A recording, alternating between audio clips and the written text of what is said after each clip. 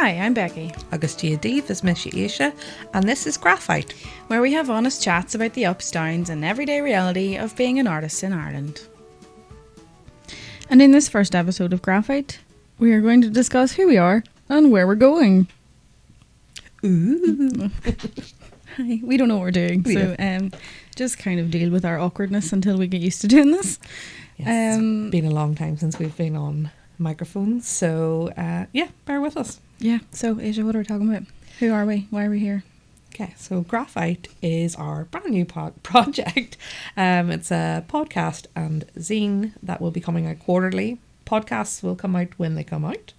We hope to have at least once a month, but there could be extra bonus episodes if yous are good. So yeah, or if we're feeling extra motivated some months, you know. Absolutely. Aisha's ADHD, so she might be feeling really motivated some months and then none at all. You know? Definitely.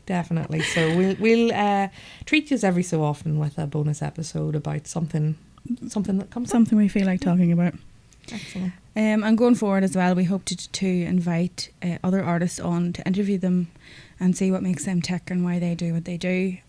Hopefully, as the podcast gains more like visibility, more people might be interested in joining us. But obviously, for now, it's just going to be us, and hopefully, you enjoy listening while you're doing a bit of this and that, or art, or cleaning, or whatever it is. So, Aisha, would you like to get us started? Like, why the birth of this? What is going on here?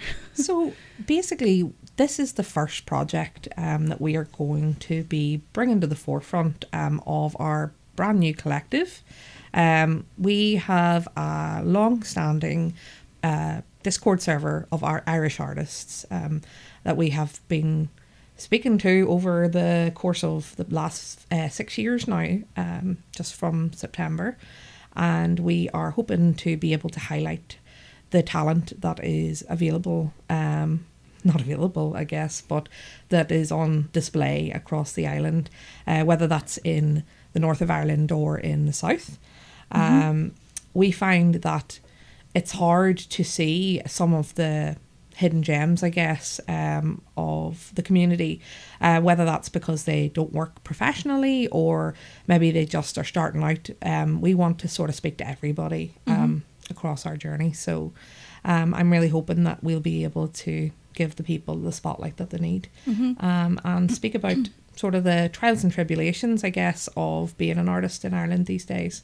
It's not always easy, but it can be a very rewarding job if you just keep your head down. And we're also very interested in looking at people who aren't necessarily like big names or big artists or highly visible, but the people that sort of use their art to make a difference. Yeah, definitely. Like local community artists, people who work with children, people who, you know, help in different ways, muralists, people who might not be seen as fine art or whatever, because I've struggled with that myself, like the views of fine art and being like, oh, you're not fine art enough, so what's the point in trying kind of attitude, like. Absolutely. So I'm very interested in that sort of thing.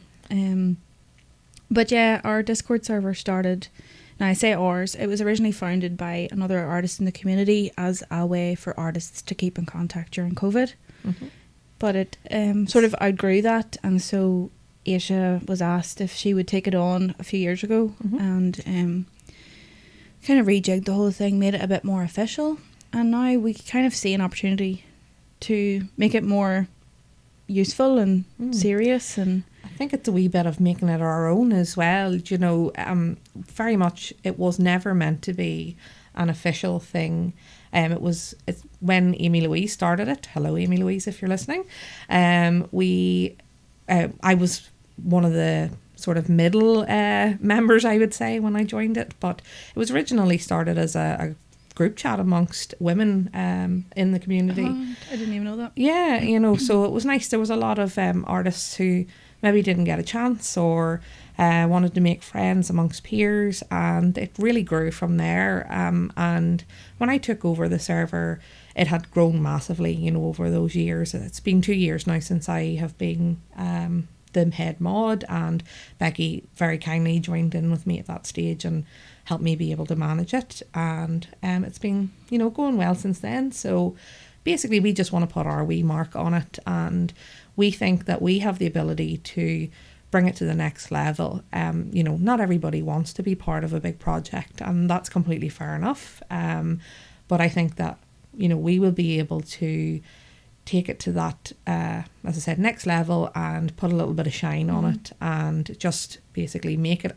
work for us as a community and not just be a group chat.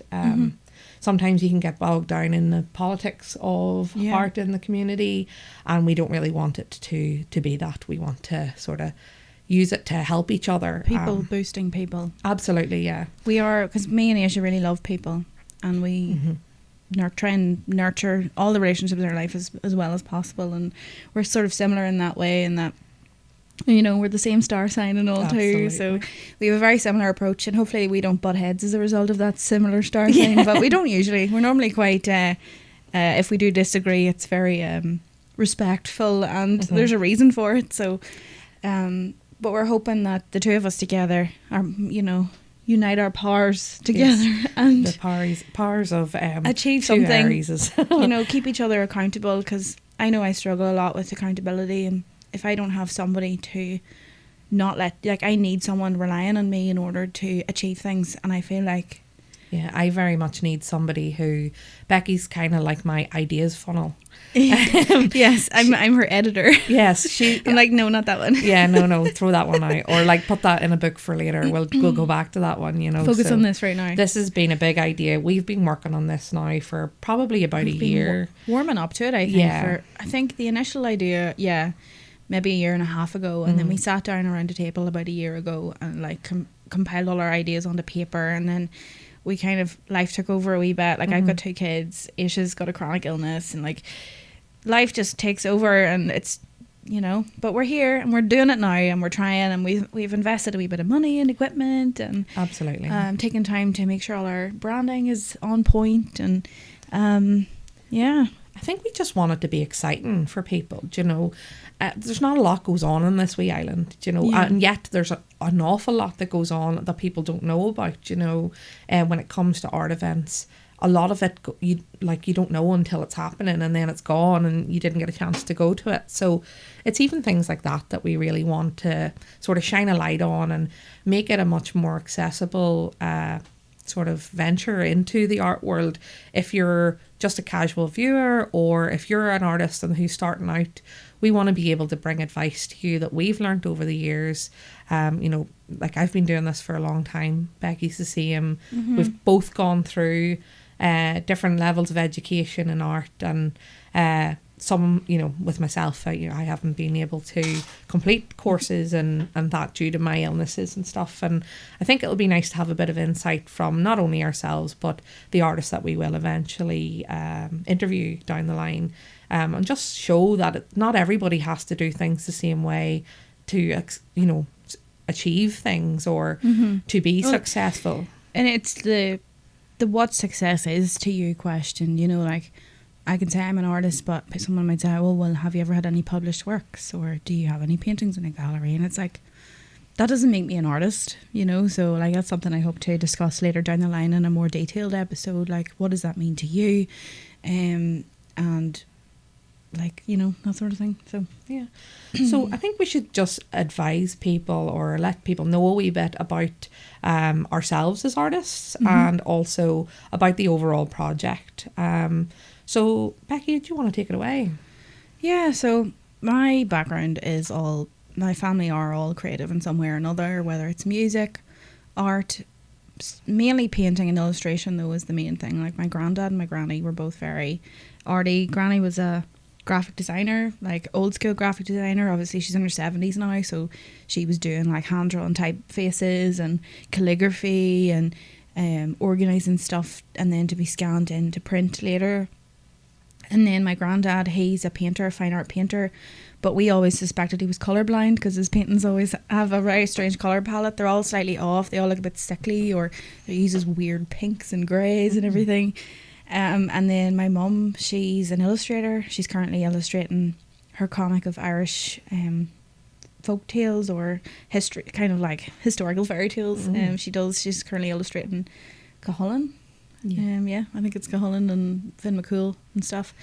I sound like a great daughter. I'm like, I think, and we hope to have her on actually at some point, maybe for a wee Mother's Day episode or something. I would love to interview your mum. She's got a lot of insight and advice to give to people. So. Yes, and I think it would be good if you interview her and I just accompany, because obviously I know her so well, so it'd be better you can pick her brains. And then myself, I've always loved drawing. Obviously with my mum's influence and stuff, I never felt like I couldn't draw. I always could see her drawing, so I was like, me too. I've had many's a breakdown, excuse me, at the dinner table, because actually we would sit up and she would be like, set up a fine art thing, like a still life or something. I remember very vividly this one time where we were drawing a vase of flowers, and I was actually crying over this flower that I couldn't draw. Like, I was so stressed out. It was one of those really frilly ones, like with all the wee bits that stick out everywhere. And she was like, calm yourself down, and she fixed it, and she just drew over it for me and taught me that way. But yeah, so she's always helped me, and I've always felt like I have something to offer as far as art goes. And then in school, obviously high school, I did my GCSE art. GCSE art is just the most uncreative thing ever. I don't know if it's changed, but it's very much like, you must produce this amount of pages for this project, and you have to show that you can do drawing from life, like really detailed. I did butterflies, so it was all fucking hand painting. Pardon my language. We can beep that. I'll have to beep myself. It was all drawing like hand dots on the butterfly wings and everything like that, and just really stuff that I wasn't like inspired by or whatever. You just pick a subject and you do it, whatever. But anyway, I went on to tech, and I took a wee break from like fine art, and I did multimedia. And that was okay, but I just had this like itch to get back to actually creating pieces of work and artwork. So I was like, maybe that's not for me. And I tried then my foundation degree in art and design. And at the end of that, I was basically told, you're not fine art enough and you've got a pass grade. But I had literally like worked my butt off that whole project. And like, to juxtapose, there was this other fella in the course who had no work done up until the last 2 weeks, but he could talk the talk. And he got a distinction, like, okay, fair enough, whatever. But it made me fall out with art, and I took a break. And I think I took a break from, so I would have been 18. No, I wouldn't have been. What age would I have been? So I did 2 years of multimedia, so 17. I would have been 18, so I was 21. And I don't think I did any more art until I was about 24. I would have dabbled here and there, but nothing serious. Didn't complete any works. Just sort of moseyed along life. I got a childcare qualification. I did that because I figured, oh well, I'll always get a job in childcare. And that's kind of the only jobs that were going locally, really, nursery workers and stuff.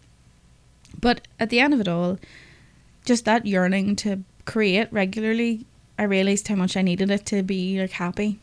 And I ended up going on a course in Lurgan with what was it called? Interactive, no, it was something to do with multimedia, but it was basically graphic design. It was called graphic design, but it was this overarching course of creative imagery. Basically, it was prepping you for the creative imagery degree that's available there too. And those two teachers in that course like changed the way I saw my work. They were, for the first time, were art teachers that could see, and there was something in me, and like inspired me to like make them proud, and it just really changed, like, oh, I can do this. I feel like I can do this, and I can potentially make money from this in a way that I didn't think I could because I wasn't fine art enough, and these two guys had a background in graphic design and photography, and they just had the best hearts and wanted everybody to do their best and truly loved the students that they taught. And yeah, like I said, it really just changed my life, and I do wish there was more art teachers like that, because in my experience that's a rarity. I haven't been in school in a long time, but but yeah, and now I'm here, and for a few years I've done bits and bobs on social media and done commissions and done art conventions and markets and Then I took another break to have babies, and sure, that's a whole project in itself. Absolutely. Now they're 5 and 2, coming 3, and life's busy, and I just fit art in where I can. But I'm hoping this project can kind of be my third baby, and definitely, because there's hopefully no other babies on the way. No, it won't be a plan anyway. But yeah, that's kind of me. And Aisha, what about you? Well, yeah, I've got a similar sort of background to Becky in that from when I was quite young, like my family are quite artistic in certain ways as well.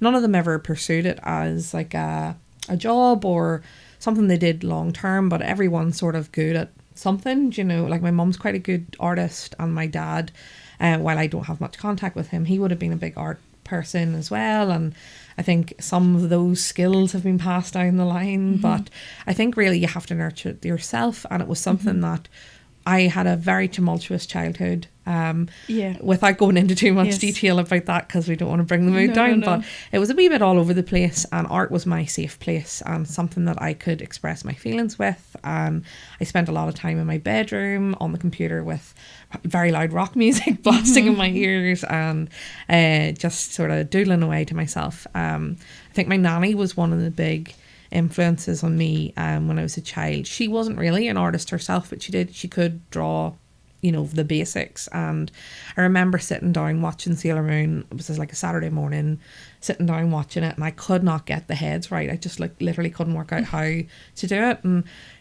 Nanny was making breakfast, and she lifted an egg and turned it upside down. And like, you know, the way like an egg has like a sort of comes to a point, she was like, the chin, if you imagine that's the chin, if you point, you know, draw an egg upside down.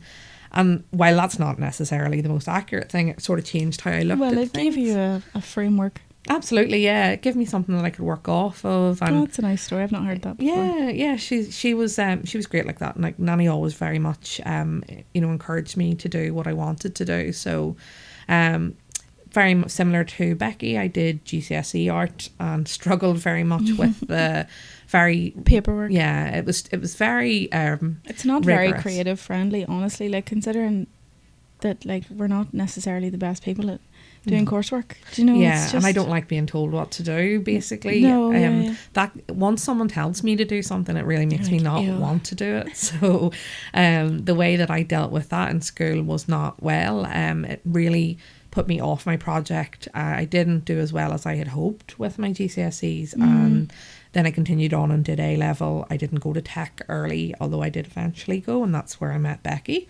But basically, I went to a very strict grammar school. In Northern Ireland, things are very different when you go to a high school or a grammar school. It's kind of like a Catholic school, like if like an American Catholic school from what I gather. It's kind of similar. Definitely. So the way that it was there, it was very much about image and what was appropriate for me to do for the school. So any of the creative juices that I had were being very limited. None of your emo kid was allowed to come out? No, definitely. I couldn't be a little goth in the corner, you know. So I wasn't really allowed to do what I wanted to do. I had very much an interest in fashion, and I think that was very much influenced by my watching of anime, and like Sailor Moon is a very big... And then we had the worst fashion teacher ever. Absolutely. Yes.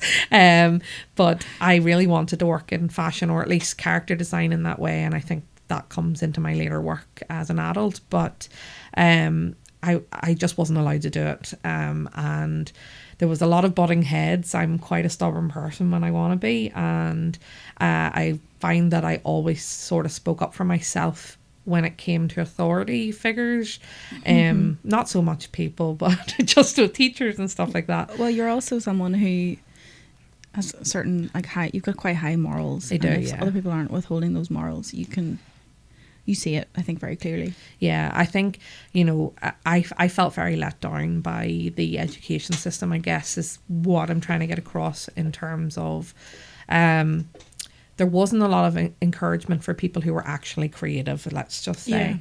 You still had to fit a mold. You had to fit into the boxes, and if you didn't fit into the box, well, I'm sorry, there's no support for you, and whatever happens is whatever happens, you know. I did my A-levels, it was the same thing, and I felt very disheartened. My dream was always to go to university, and I didn't get into university, and I'd been quite like a intellectual person, I guess, is the way that I would have been described by teachers. You were reading from no age. Yes, I had a very high reading age at a very young age, and I could talk quite early and stuff like that as well. Like that comes in with the ADHD and neurodivergence. Your brain's going so fast that you're ahead of all your peers in many ways. Yeah, I think it was just more struggle in others. I just couldn't stick at the pace that they wanted me to go in, and I wanted to go beyond what I wanted to be bored. Creative. Yeah, I was getting bored with what they asked to do. Similar to Becky, I ended up doing like a thing about bees, which I have no interest in whatsoever, just because that was given like no time to come up with your subject, and then you get all these other subjects get like vetoed, and you're like, yeah, I had some really cool concepts as well. I wanted to do like a flower furries thing. That was one of my big influences, is those books. That's another thing my nanny would have read to me. You're similar with that as well, Becky. But those books. They, the fashion and that design, character design. I think that's kind of why I did. Remember I said I did butterflies? Yeah. I was chose like, for some reason I decided to make a dress. I had no interest. Yeah, I was on a dress in making clothes. At least you liked fashion. So I made this like very flower fairy-esque butterfly dress with like petal skirt and all, like, and a butterfly here like on the breast of it and stuff. And it's funny that you say that, because I never even put the two and two together. Like, I'm like, wait a second, that was what that was. Yeah. So like I'd started out in that, and I was trying to do things with flowers, and then I wasn't really allowed to do that, so I was like pushed in different directions, and then I ended up doing ceramics, which I cannot stand. Becky will tell you, our tech teachers were sensory issues. Yeah, sensory through issues. The roof there. Clay under the nails is not nice, So it was a big, I just was pulled in too many directions, I think, by the education system, and then I didn't get into uni, so I didn't really know what I was going to do. And my partner, he was going to tech, and he knew Becky and was like, right, well, why don't you try and get into the tech? And I did. And we've been friends ever since then. So similar to sort Becky. of knew of each other. Yeah. But then I was like, hold on, you're such and such, and I kind of know you've been involved with such and such. Yeah. Yep. Exactly. So we've been friends since then, and similar to Becky, I've taken quite a few breaks in my art journey throughout the years, and that's mainly to do with health. I didn't end up finishing the art course. It was a sort of a choice between working and getting an education, and unfortunately my situation required that I get the job, and I needed the money, so I had to give up on that dream for a wee while, and then I just ended up taking a big break from it. I think the job that I was doing, I was working in a call centre. I always loved talking to people, but it just sort of drained the life out of me. I later joined her in the same call centre. Needs must, but absolutely. Wouldn't wish that on my worst enemy. No, it's definitely a brain drain, I would say. If you want a soul to be sucked from your body slowly, like a Death Eater, just call centre work. Yeah, absolutely. Although it did actually teach us a lot about managing people, though. Yeah, exactly. We are pretty difficult good in people. that, and that sort of fed into the projects that we're doing now. But I think it's just something that you kind of can't be creative and do that job at the same time. Definitely not, no. I was only working 22.5 hours a week, and that was enough. Although in saying that, I was like tech full time, and I was doing a work placement, and I was working in teleperformance. I literally was like working all day at a school, and then I'd finish, go home, have my dinner, and then I'd work until 11:30 at night. Yeah, horrendous. Definitely. No thanks. It's not fun. It's not fun. But that's basically where I ended up, and then I moved to Belfast. We're from a wee border town, and there's not a lot of opportunities here. So I moved to Belfast when my partner was in university, and I lived there for 8 years. And I ended up meeting a friend who worked in a convention, and she asked me would I apply, and I gave it a go, and it changed my life. And that's Who was that? Sophie. Oh, so why did I not even think it would be Sophie? Yeah, you met her at a call centre. That's right. Yeah, another call centre. Yeah. And she asked me to apply, and I gave it a go. I ended up getting in, and then you roped me into it too. And I dragged Becky in for our first ever one. It's so funny thinking about the stock we brought. How much? Too much. We brought too much. Yes, we will definitely. I still have stock. from when we did that in 20... Was it 2018? Yes, that's right. It was the... Oh, no, I think it was 2019 because it was the first one, the one just before the pandemic. Because the year after... Oh, yeah, sure, I was pregnant. Yeah, that's right. Yeah, the first 2 QCons I did, I was pregnant with my 2 children. Yes. Yeah. And ironically, actually, at the end of the one we did recently, when I was not pregnant, I felt more dead. Yeah, that's true. I'll say it was the heat. Yeah, it was. We'll definitely do an episode about conventions. Although QCon all the way. We love QCon. Yes, we love QCon. Shout out QCon. But we will definitely end up doing an episode, I would say, about conventions and how that sort of affects tips and tricks and that sort of thing. We've got loads, over the years. I've been doing it quite a while now, so but yeah, so that's where I ended up. I took a massive break. I didn't really draw. I'd say it was about 5 years that I didn't really draw. I do the odd time, like, on the edge of a page, or if I was in training or something, I would maybe doodle on the edge of a piece of paper. You really struggled though with traditional art because you've like a tremor. Yes, I can't do the paint under the hands as well. Again, it's a sensory thing. So for me, because I have a disability, I have endometriosis, which causes a lot of pain, and I have to be bed bound quite a lot of the time because of that. So I got an iPad just before the pandemic started, and that really changed everything for me because I was able to work in bed and and before that, you'd been using a wee tablet that didn't have like sensitivity, like pressure desperate. Or anything, and I could really see overnight though the change it made to your work. Like you were like, what was I doing before? Absolutely, because I always was good. Like I loved doing portraits. That was another thing I really enjoyed, drawing people, celebrities, and just like random people I would see in magazines and stuff. Like I think I've always had like a people focus in my work, and I think that's why the fashion and the character design and like that kind of thing, weapon design and all that kind of stuff's really interesting to me.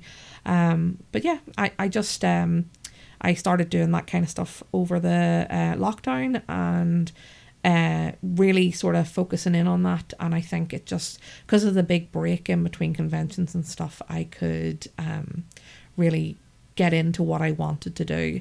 And then I met some lovely people in the community, such as the server that we mentioned earlier on. I joined that and I think it really changed my life. So yeah, that's where we ended up. And basically what we're wanting to do now is we're wanting to give back to the community that sort of gives so much to us. I think, like it gave me a lot of confidence in my art and stuff. So we want to showcase some of the people that we've met over the years, as well as some and new the thing faces. about this podcast in particular is I wanted to be something I want to consume. Do you know, like I feel like I don't have a good art podcast that I really want to listen to, because either they're not that technically minded, so the sound isn't that great, or they kind of waffle on a wee bit and they don't stay focused on the subject and they get a bit too, I don't know, distracted or something. Yeah. No shade, like, but I just get very distracted myself if the audio I'm listening to gets too waffly. Yeah. And as we waffled for God knows how long. No, now, but it was relevant waffle. It's important, and it's Absolutely. not even that long. You know, we did a few minutes each there. It wasn't too bad. Yeah, I think as well, a lot of the podcasts out there are not relevant to Ireland. Yeah, Ireland is its own how to make it as an microcosm. American artist is so much different. Like, you don't have access to as many people who have as much money. Yeah. Also, Irish people are like, we're just a bit more stingy, I think. We're more careful. We do have there's a history of us not having an awful lot. Yes. Maybe that's where it comes from. Yeah. I think people here are very much, they want to know the person behind the art. Yeah. And I think that's why this podcast will be important. Mm-hmm. They want to know a wee bit about you before, or they want to feel your passion for something rather than it just being another like corporate shill, basically. We've a lot of that in Ireland. We don't need more of it. Yes. And I think that's what's nice about the art community, is everyone is so unique and everyone has their own wee bits and pieces that they like, their little niches and stuff. And it's not as homogenous, I guess, as Greater Europe or America. The US is very much the sort of centre point for information on the art scene, and as I said, it's not very relevant to us here. So it's irrelevant for, I'd say, most of the rest of the world, honestly. Absolutely, yeah. It's just not. It would be nice to have some louder voices from, oops, it is nearly wrecked the whole show there. It would be nice to have some information from, people that work in our industry people here. who aren't so I don't know, commercially minded. Yeah. Like, while we all like to make a bit of money, it's a lot more difficult than you just think, you know. Yeah. And, I think as well, like, we want to focus on working artists, but there's a lot of people here who don't do conventions, and that's a lot of the information that you get online. That's what I find is it's a lot of... there's not that many on this wee island, really. Do you know? I think you have to fly over waters to make, if you want to do the whole career con thing. Yeah. And I couldn't think of anything worse, honestly. No, definitely not. Like, there is so many people in our community who do that, and do you know what? More respect to you, because I could not. Grift, like, it's exhausting enough driving up the road to Belfast, you know. And I just can't imagine having to travel the whole. You know, there's some people that are thinking of going to America and stuff to do stuff, and I just think, wow, you know, user class. So, but yeah, as I said, we really want to sort of show what it's like here, and it might be interesting to people outside the island, you know. I think we're in a nice position where we've grown up, because we did grow up on the border. We're so close to the south, you know. I've spent a lot of my time as a child going to Dundalk and going down south with my family, and you know, I've got, you know, family in Omeath and stuff like that as well, and it's nice to be able to reach out and say, you know, from the middle of nowhere, you know, up a mountain, there's artists there who are working on stuff. On the north coast, there's people who are working on stuff. It's not everything's about the big smoke. You know, as I said, I spent a lot of time in Belfast, and it's nowhere near on the level as what's going on in Dublin in terms of art events, but there is things happening across the island, and there are artists who are working on amazing things, you know, from their little house in the middle of nowhere in Roscommon, I guess, you know. So, and we just want to find those people and bring them to the forefront and show the level of talent and skill that has been developed in these rural places, and the stories that have influenced those people, you know. So yeah, that's basically what we're wanting to do. So I think that'll probably... Is there anything else you want to talk about before we do? No, I think that's headbutting things. Sorry, I'm whacking things. Not used to this setup. We're still getting used to it. I near knocked things over. It's just headbutting our microphone. You know, all good stuff, but it's authentic. Yes, this is the true Irish artist experience. Oh God, you do things until you can do them well. So, we just got to go for it and hope for the best. Yeah, definitely. So, we will definitely be back to you again in the future with some more episodes. But for now, bye-bye. Bye. Grá-phite is brought to you by the Emerald Isle Artists Collective. This podcast is about people like you, folks making art, telling stories, and figuring it out with gra and grit. Share the episode, leave a review, and if you want to share your thoughts or your work, give us a shout at info@emeraldisleartist.org. Thanks for listening to Grá-phite. Goodbye for now. Slán.